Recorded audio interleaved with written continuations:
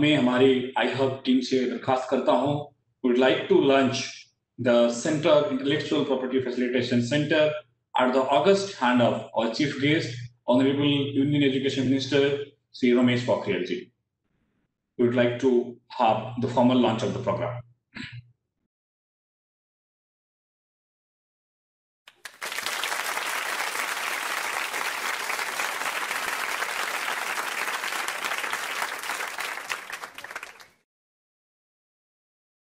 Thank you so much, sir, for your presence. Ramesh Pokhriyal ji recently 15 अक्टूबर 2020 को doctor कलाम की जन्म दिवस पर राष्ट्र को उद्बोधन करते हुए, इनोवेटर्स को उद्बोधन करते हुए कपिला प्रोग्राम के उन्मोचन किए थे और उन्होंने कहा था कि पूरे देश में इनोवेशन आईपीआर की लिटरेसी होना चाहिए।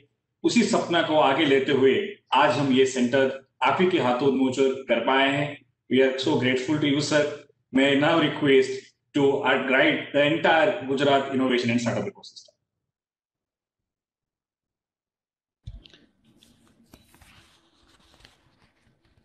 गुजरात के यशस्वी माननीय शिक्षा मंत्री श्री भूपेंद्र सिंह जी, शिक्षा राज्य मंत्री बहन श्रीमती विभावरी देव जी, प्रमुख सचिव अंजू शर्मा जी, श्री एम नागराजन जी, श्री हिमांशु पंड्या जी, श्री जीटी पंड्या जी, महंता जी, सभी विश्वविद्यालयों के कुलपतिगण, सभी प्राध्यापकगण, सभी महाविद्यालयों के प्राचार्य, अध्यापकगण और छात्र छात्राओं और सभी अधिकारी वर्ग, मैं समझता हूँ कि ये क्षण हमारे लिए बहुत गौरव के क्षण हैं और इस अवसर पर मैं दुनिया के सबसे लोकप्रिय नेता और भारत के यशस्वी प्रधानमंत्री श्री नरेंद्र मोदी जी ने जो कहा था कि आ देशना वैज्ञानिकों ने मारे एक ज सूत्र आपवाणु छे, innovate, patent, produce and process prosper. आ 4 पग थया अपना देश ने झड़पी विकासनी दिशा में ऊर्ध्व गति प्रदान करी है। मैं समझता हूँ कि प्रधानमंत्री जी ने जो युवा वैज्ञानिकों को इनोवेट, पेटेंट, प्रोड्यूस और प्रोस्पर, ये जो 4 बातें कह करके जो देश की विकास की गति में ये 4 मंत्र और सूत्र दिए हैं, वो आज गुजरात का शिक्षा विभाग राज्य स्तरीय आईपी सुरक्षा केंद्र का उस दिशा में एक मील का पत्थर साबित होगा जो मेरे देश के प्रधानमंत्री का ये विजन है। मैं बहुत सारी शुभकामनाएं, बहुत बधाई देना चाहता हूँ शिक्षा मंत्री जी, आपको और आपकी पूरी टीम को, पूरे गुजरात के अपने विश्वविद्यालयों को, उनके छात्रों को, अध्यापकों को और पूरी गुजरात की जनता को कि जिस तरीके से आपने ये शुरू किया है। मैं समझता हूँ कि प्रधानमंत्री जी ने एक बार स्टार्टअप जो इंडिया इंटरनेशनल समिट में भी कहा था कि अगर कोई युवा स्टार्टअप शुरू करता था पहले, तो लोग कहते थे कि कोई नौकरी पेशा क्यों नहीं करते, स्टार्टअप क्यों। लेकिन अब लोग कहते हैं नौकरी पेशा तो ठीक है, लेकिन अपना कोई स्टार्टअप क्यों नहीं। बहुत बदल गया समय और इसलिए अब जो एक दौड़ थी, पहले पैकेज की दौड़ थी और उसके कारण हमारी प्रतिभा सब पलायन हो जाती थी।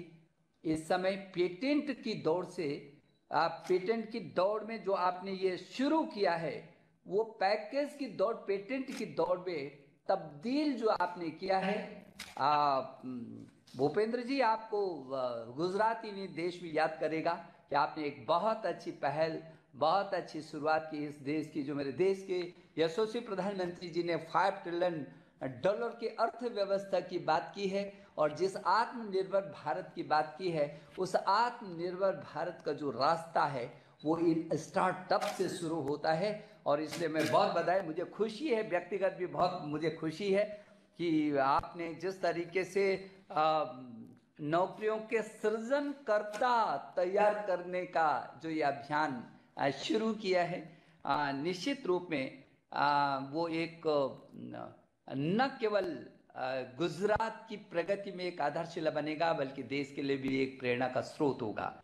हम सब जानते हैं कि हमारी बौद्धिक संपदा कभी कम नहीं रही। हिंदुस्तान विश्वगुरु रहा है। इसके बारे में कहा, एतद्देश प्रसूतस्य सकाशादग्र जन्मिनः स्वं स्वं चरित्रम शिक्षेरन् पृथिव्यां सर्वमाना। ज्ञान, विज्ञान, अनुसंधान, नवाचार, किसी भी क्षेत्र में हम कभी पीछे नहीं रहे। और यदि ज्ञान, विज्ञान, अनुसंधान उसको देखें तो एक ओर ये देश विश्वगुरु के रूप में था और दूसरी ओर धनधान्य से संपन्न, जिसको सोने की चिड़िया कहा जाता था। यदि ये देखें कि हमारे, चाहे वो शल्य चिकित्सा का जनक सुश्रुत हो या आयुषो वेदा, आयुर्वेद को कहने वाला जीवन का जो विज्ञान है, आयु का जो विज्ञान है, वो जो आयुर्वेद चरक संहिता हो, और चाहे यदि आप देखेंगे तो दूर दूर तक, चाहे बौधायन हो, चाहे नागार्जुन है, और चाहे वो गण और परमाणु के विश्लेषणकर्ता के रूप में महर्षि कर्णाद हों, चाहे अर्थतंत्र की दिशा में हमारे कौटिल्य का अर्थशास्त्र हो, कौन सा क्षेत्र ऐसा था जिस क्षेत्र में गणित के क्षेत्र में आर्यभट्ट और भास्कराचार्य जैसे लोग रहे जिन्होंने पूरी दुनिया को दिशा दी, वो सब कुछ आज भी हमारे पास है। और देश की सैकड़ों वर्षों की गुलामी ने जरूर थपेड़ों से होकर के हमको गुजारा, लेकिन आज हम स्वाधीन हैं। और इस स्वाधीन भारत में भी हमारे पास इसी गुजरात की धरती का ऐसा भारत माँ का सपूत नरेंद्र मोदी के रूप में ऐसा यशस्वी लीडर है जिसने पूरी दुनिया में आज भारत का माथा ऊंचा किया है। इसलिए उस गुजरात की धरती से फिर यह अभियान आपने शुरू किया, मैं आपको धन्यवाद देना चाहता हूं। मैं समझता हूं कि निश्चित रूप में हमारे पास टैलेंट की कमी नहीं है, और हम इस टैलेंट को उत्कृष्ट कंटेंट के साथ जोड़ेंगे। ये जो मेरी नई शिक्षा नीति आई है, वो भी आदरणीय प्रधानमंत्री जी के नेतृत्व में, उनके मार्गदर्शन में हमने बहुत बड़े नवाचार, दुनिया का सबसे बड़े नवाचार के साथ इस शिक्षा नीति को हम लाए हैं। और दुनिया का शायद इतना बड़ा रिफॉर्म कोई ही होगा। और इसीलिए आपने देखा, जहां इस नई शिक्षा नीति 2020 को लेकर के पूरा देश में एक उत्सव का माहौल तैयार है, वहीं कैम्ब्रिज विश्वविद्यालय जैसे विश्वविद्यालयों ने कहा कि ये जो नई शिक्षा नीति आई है, ये दुनिया के पटल पर दुनिया को बदलने के लिए और एक दिशा देने के लिए बहुत महत्वपूर्ण साबित होगी। अभी उनके विदेश मंत्री आए थे, उन्होंने खुशी व्यक्त की। अभी लंदन के जो नेहरू केंद्र लंदन में जो बहुत बड़ा कार्यक्रम हुआ, उसमें सबने नई शिक्षा नीति का बहुत तारीफ की। चाहे संयुक्त राष्ट्र अमीरात हो, चाहे वो यूक्रेन हो, और चाहे ऑस्ट्रेलिया हो, चाहे मॉरिशस हो, और चाहे कुआसो के प्रधानमंत्री जी हों, कुरसावो के प्रधानमंत्री जी ने भी बहुत खुल करके और तारीफ की। अभी अमेरिका के तमाम विश्वविद्यालय इस बात के लेकर के उत्सुक हैं कि हम भी भारत की शिक्षा नीति को किसी तरीके से जुड़ करके इसको आगे बढ़ाना चाहते हैं। जो हमारा टैलेंट है हम उसका विस्तार भी करेंगे, उसका विकास भी करेंगे, और उत्कृष्ट कोटि के जो कंटेंट है उसके साथ मिलाकर के पेटेंट को निकालेंगे। जब मैं पीछे के दिनों में अपने IIT, आइसर विश्वविद्यालय और IIM की जब मैं समीक्षा करता हूं, तो मुझे लगता है कि ये चाहे क्यूएस रैंकिंग है, चाहे टाइम्स रैंकिंग में, किधर हम पीछे रह गए। हमारे यहाँ शिक्षा की कोई कमी नहीं है, हमारे यहाँ प्रतिभा की कोई कमी नहीं है, लेकिन जो ये शोध और अनुसंधान का है, इसकी जरूर कमी रही है। इसमें जो हमारा जो मानस है उसको परिवेश नहीं मिला।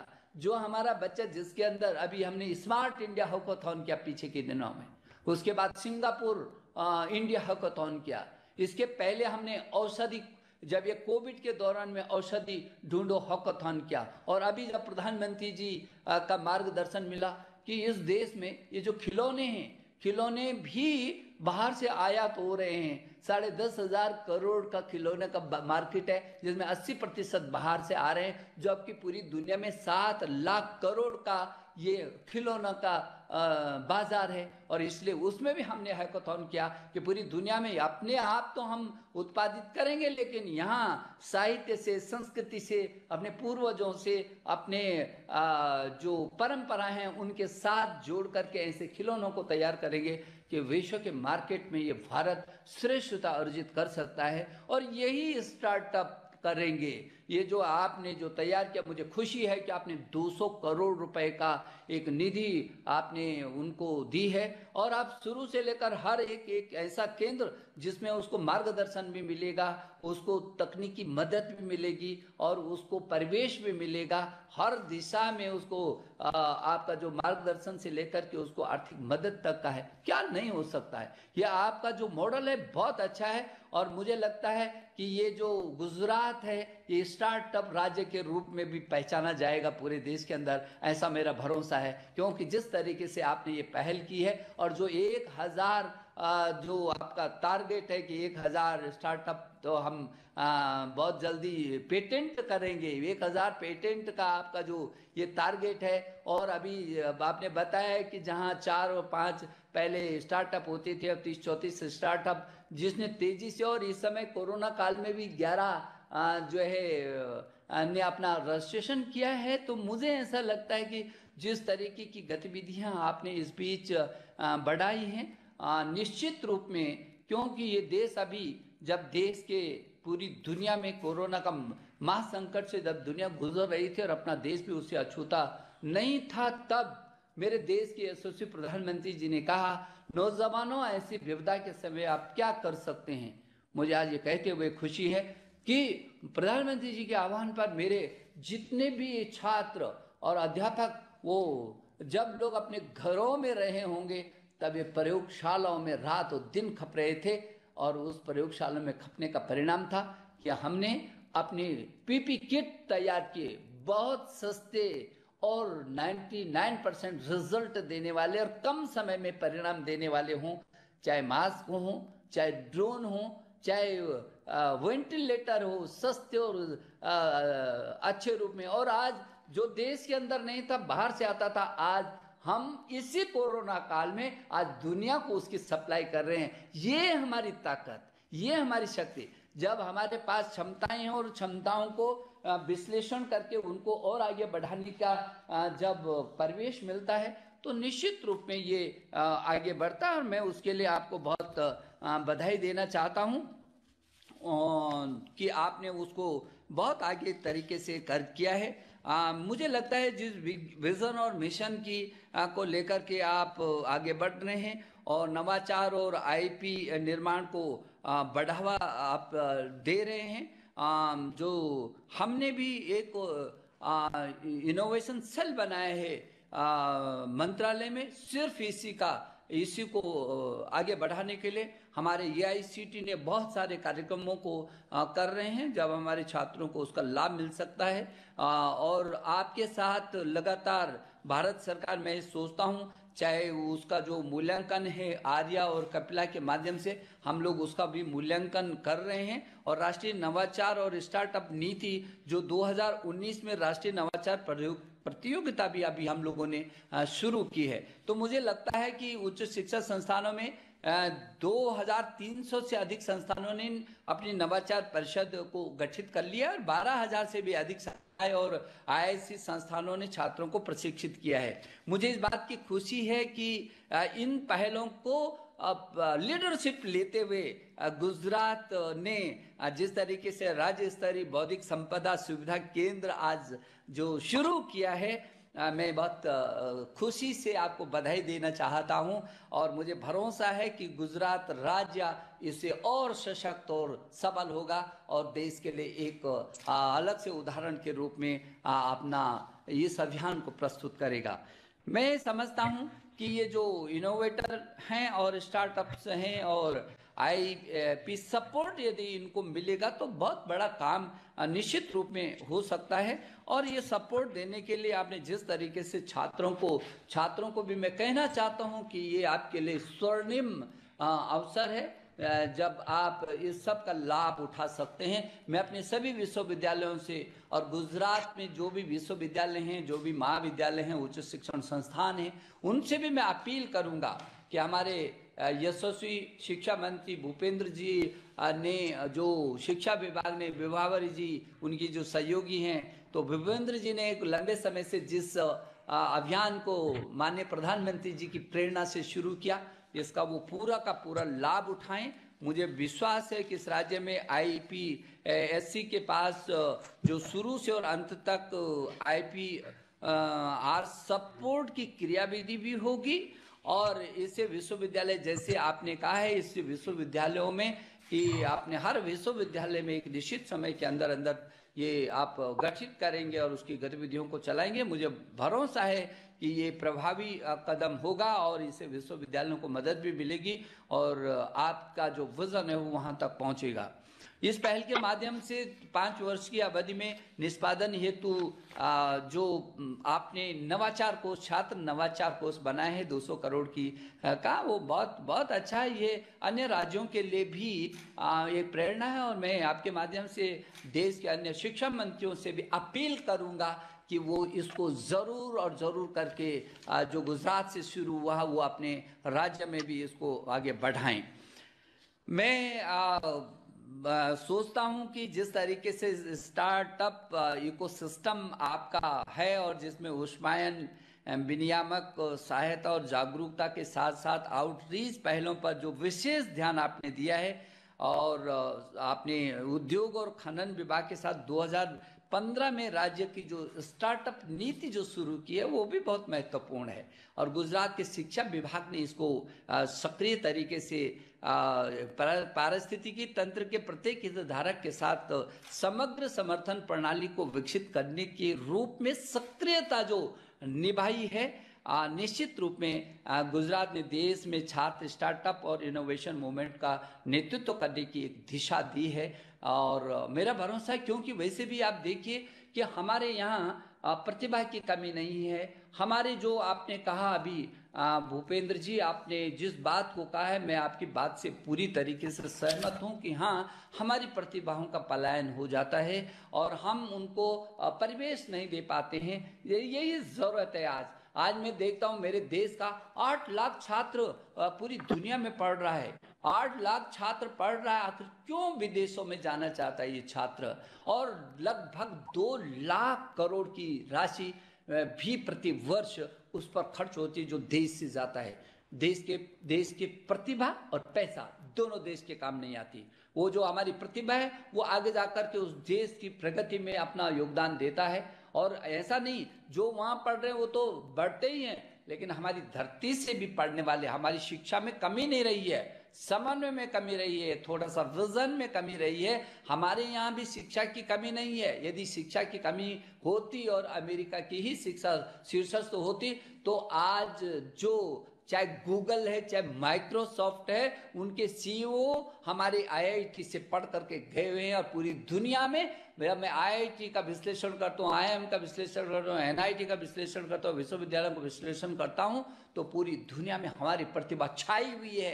वो उन देशों की प्रगति में अपना योगदान दे रहे हैं। अब वक्त आ गया है, अब वक्त आ गया है, और इसीलिए हम नई शिक्षा नीति को लेकर के आए हैं। हम जहां ये कौशल का विकास कक्षा 6 से ही वोकेशनल एजुकेशन लाए हैं, और वो भी इंटर्नशिप के साथ लाए हैं। जहां मातृभाषा में प्रारंभिक शिक्षा हम देंगे, वहीं कक्षा 6 से जो वोकेशनल एजुकेशन देंगे और इंटर्नशिप के साथ देंगे। 6वीं 7वीं 8वीं 9वीं 10वीं तक का, 11वीं 12वीं तक निकलने के बाद आपके पास एक ऐसा स्टार्टअप, ऐसा महारथी आपको मिल जाएगा जो अपने हाथों से उसको आगे बढ़ाएगा।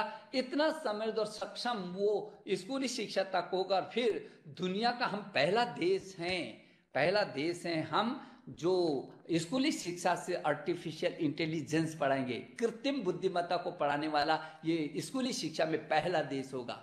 और इसलिए नई शिक्षा नीति में आमूल चूल परिवर्तन। आपने शोध और अनुसंधान के बारे में अभी चर्चा की, इसी में कमी थी, ये पेटेंट में कमी थी। जिस दिन शोध अनुसंधान और पेटेंट की दिशा की होड़ लग जाएगी, उस दिन भारत फिर विश्व गुरु रहेगा। भारत जहां ज्ञान की महाशक्ति बनेगा, वहां अर्थ की भी महाशक्ति के रूप में बहुत तेजी से आगे बढ़ सकेगा। जो देश के प्रधानमंत्री ने 21वीं सदी के स्वर्णिम भारत की बात की है, जो सुंदर भारत होगा, स्वच्छ भारत होगा, सशक्त भारत होगा, समृद्ध भारत होगा, आत्मनिर्भर भारत होगा, श्रेष्ठ भारत होगा, उस श्रेष्ठ भारत और आत्मनिर्भर भारत की ये न्यू रह सकेंगी। और इसीलिए नेशनल रिसर्च फाउंडेशन, जो प्रधानमंत्री जी के प्रधान वैज्ञानिक सलाहकार की अध्यक्षता में होगा, पूरे देश के अंदर शोध और अनुसंधान की प्रक्रिया को बहुत तेजी से, उस संस्कृति को बढ़ाएगा। और तकनीकी के क्षेत्र में भी अंतिम छोर तक हम जाएंगे। नेशनल एजुकेशन टेक्नोलॉजी फोरम का गठन करेंगे, जो अंतिम छोर तक, जो देश के प्रधानमंत्री ने कहा वोकल फॉर लोकल, वो लोकल तक पहुंचेगा और उस लोकल को विकसित करके, उसके कौशल का विकास करके और ग्लोबल तक उसको पहुंचाएगा। ये हमारी शिक्षा नीति।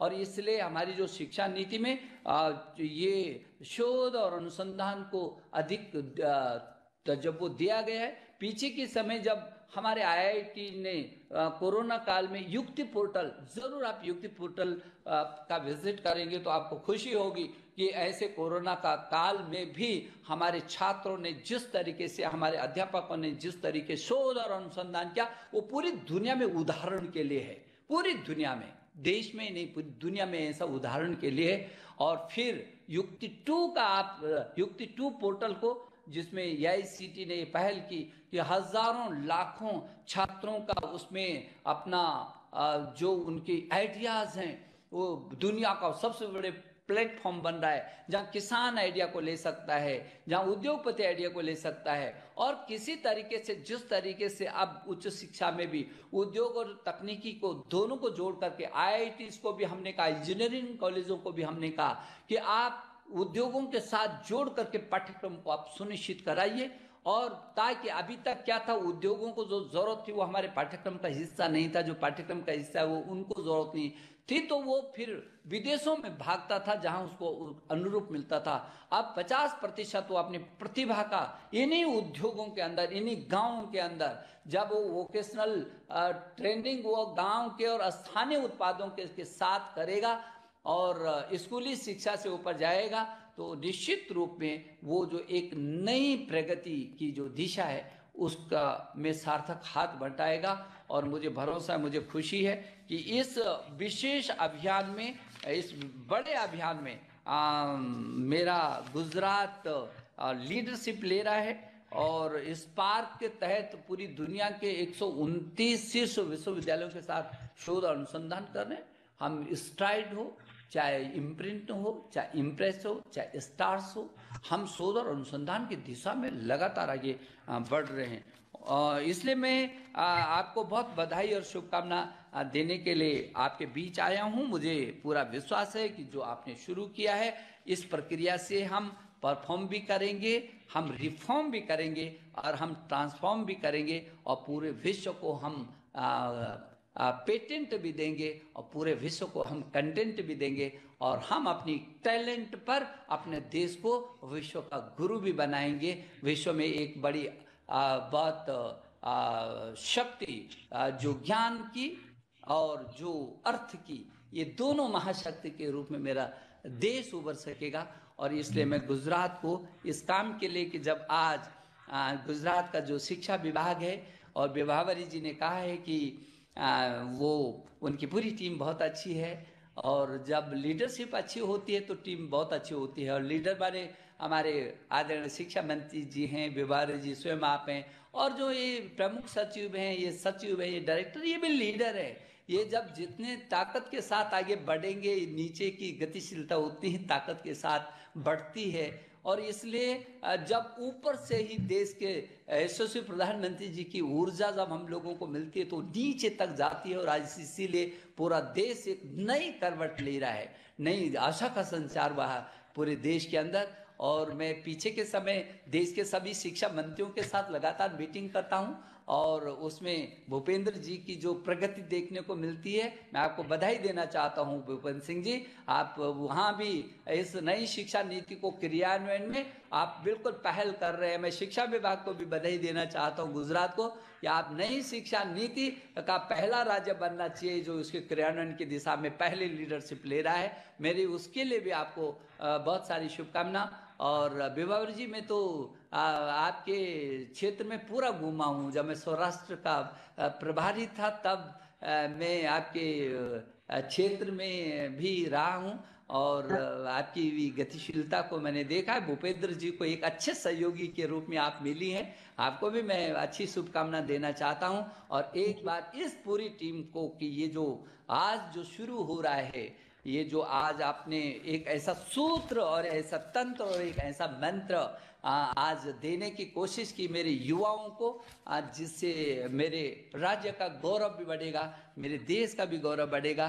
इसलिए एक बार ये शिक्षा विभाग को, शिक्षा विभाग के संपूर्ण ये अधिकारी वर्ग को, कुलपतिगण को, संकायगण को, अध्यापकगण को, जो सभी डिग्री कॉलेज हैं और सभी इस प्रदेश के छात्र और छात्राओं को और समस्त अभिभावकों को इस अवसर पर, जबकि गुजरात सरकार द्वारा शिक्षा विभाग के द्वारा राज्य स्तरीय आईपी सुविधा केंद्र ऑनलाइन जिसका शुभारंभ हो रहा है, मैं एक बार फिर आपको बहुत बधाई देता हूं। मेरी शुभकामना। धन्यवाद।